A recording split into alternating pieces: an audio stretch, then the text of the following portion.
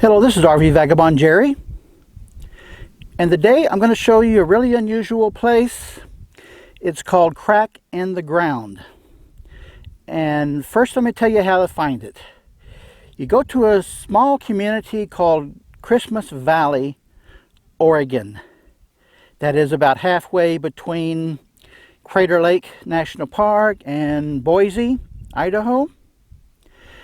And then a little ways east of the town is a road called Crack in the Ground Road.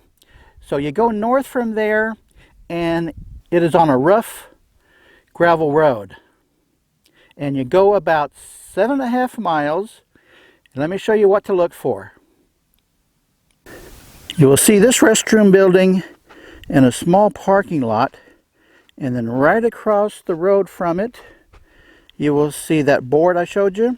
This is BLM land, so they're on a budget. Doesn't really say anything about the trail to the Crack of the Ground. There is something here about a camping area. This tells you how to get to it. There's a real nice board here about bats. And here is the path to get to it. So let's go see what it looks like. About a half mile or so down the path, you'll see this picnic table under a big tree. And there's the crack off to the left. And I'm going to go down the crack off to the right, which I've heard is easier to get through.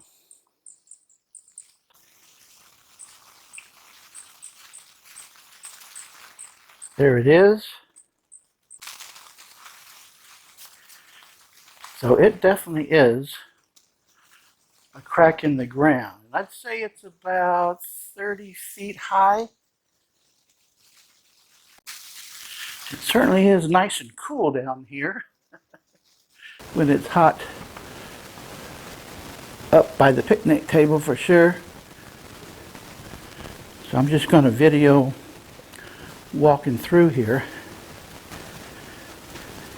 Here's a narrow spot. Oh, and this I got to climb down.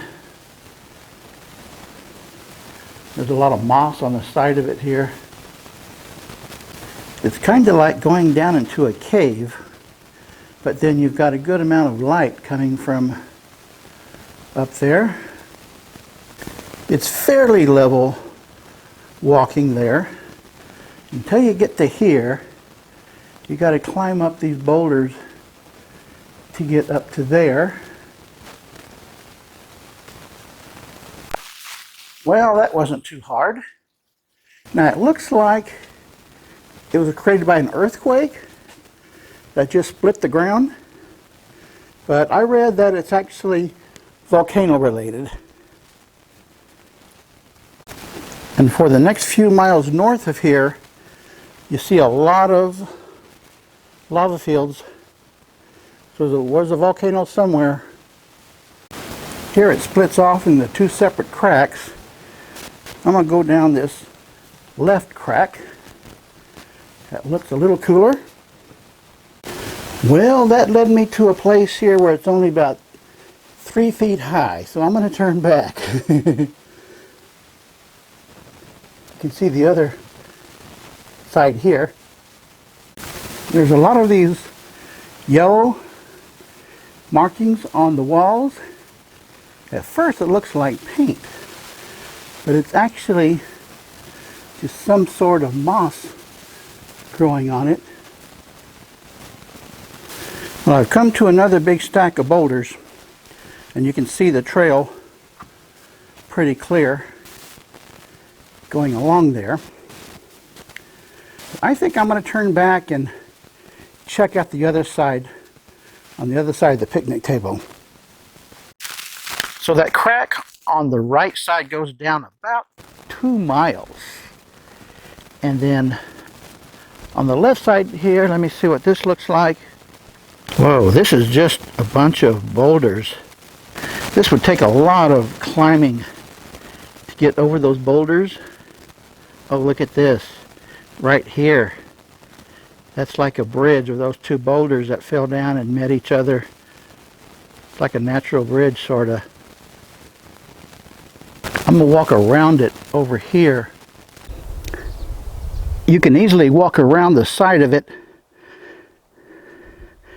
and from the top here you can see there is this crack, but then it just ends right there. That's that natural bridge thing.